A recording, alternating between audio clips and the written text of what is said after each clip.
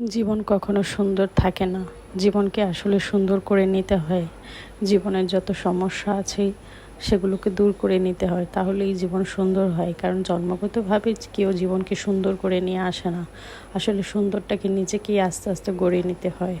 কেমন আছেন সবাই? আশা করি ভালো আছেন। নতুন একটা ডেইলি ব্লগ নিয়ে চলে আসলাম। তো আজকে ডেইলি ব্লগে থাকছে রান্নাবান্না। তো আমার ডেইলি ব্লগটা আসলে বেশিরভাগ রান্নাবান্না নিয়েই থাকে, কারণ আমি রান্নাবান্না করতে বেশি পছন্দ করি। তার জন্য আমি ডেইলি ব্লগটা রান্নাবান্নারই রাখি। তো আসলে আমাদের জীবন কিন্তু কখনোই সুন্দর থাকে না। আমাদের জীবনকে আমাদের সুন্দর করে নিতে হয়। আমরা যেভাবে জীবনটাকে সুন্দর করে করতে পারবো সেভাবে করেই আসলে নিজেদেরকে পথ চলা করে সহজ করে নিতে হয়। জীবন তো জীবনের মতো করেই চলে। সময় যেভাবে চলে যায়, সময়কে আমরা যেহেতু ধরে রাখতে পারি না, সেরকম জীবনের সৌন্দর্যকেও আমরা সবসময় ধরে রাখতে পারি না। কারণ একটা জীবনে দুঃখ, কষ্ট, আনন্দ, বেদনা সব কিছুই থাকে। তাই আমাদের জীবনকে আমাদেরই সহজ করে নিতে হবে। যদি সুন্দর জীবন চাই, তাহলে সবসময় মেয়েদেরকে চুপ থাকতে হবে, নীরবতা পালন করতে হবে, তাহলেই জীবন সুন্দর। মেয়েরা যত বেশি চুপ থাকতে পারে, তাহলে তাদের জীবনটা তত বেশি সুন্দর হয়। তো যাই হোক, অনেক কিছুই বলে ফেললাম সৌন্দর্য নিয়ে জীবনের।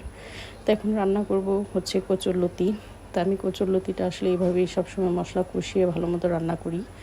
তো গ্রামের সেই কচুরলতি এখনও পর্যন্ত কত ভালো আছে। নিয়ে আসছি আমি আরও কতদিন আগে। তো এখনও এত টাটকা ছিল, মানে আসলে ফ্রিজে রাখারও প্রসেসিং আছে। আমি সবসময় কিন্তু যদি কখনো কাটা সবজি রাখি, তাহলে সেগুলোকে প্রথমে কাগজে মুড়িয়ে তারপরে হচ্ছে পলিথিনের মধ্যে রাখি। তাহলে হচ্ছে যে সবজিগুলো সহজে মানে শুকিয়ে যায় না, বা রসগুলোও শুকিয়ে যায় না। তো এদিকে যাই হোক, আজকে ভাবলাম একটু হাতেরও কেরামতি করি, একটু ঝাঁকানাকা করে সবজি টবজি কাটি। তো আসলে নিজের মনকে ভালো রাখার মতো নিজের মতো করেই কাজ করি আসলে। কারণ নিজের যেভাবে ভালো লাগে সেভাবেই কাজ করি আমি। তো এইদিকে দেখুন, আপনাদের সাথে গল্প করতে করতে কিন্তু আমার কচুরলতিটা হয়েই গেছে।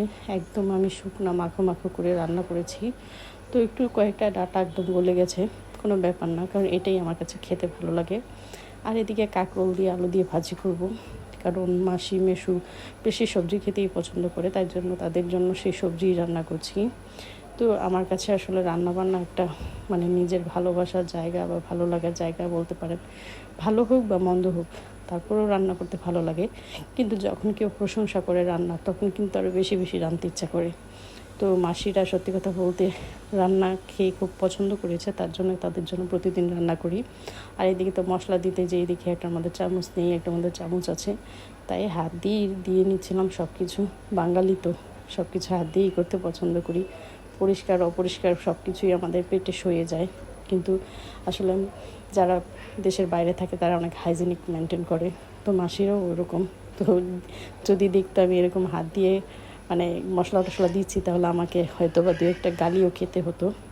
তো যাই হোক, এদিকে রান্নাবান্না বসিয়ে দিলাম, আমার রান্না প্রায় শেষ। আজকে এই পর্যন্তই। সবাই ভালো থাকুন, সুস্থ থাকুন, আর ধৈর্য ধরে ভিডিওটা দেখার জন্য অনেক বেশি ধন্যবাদ।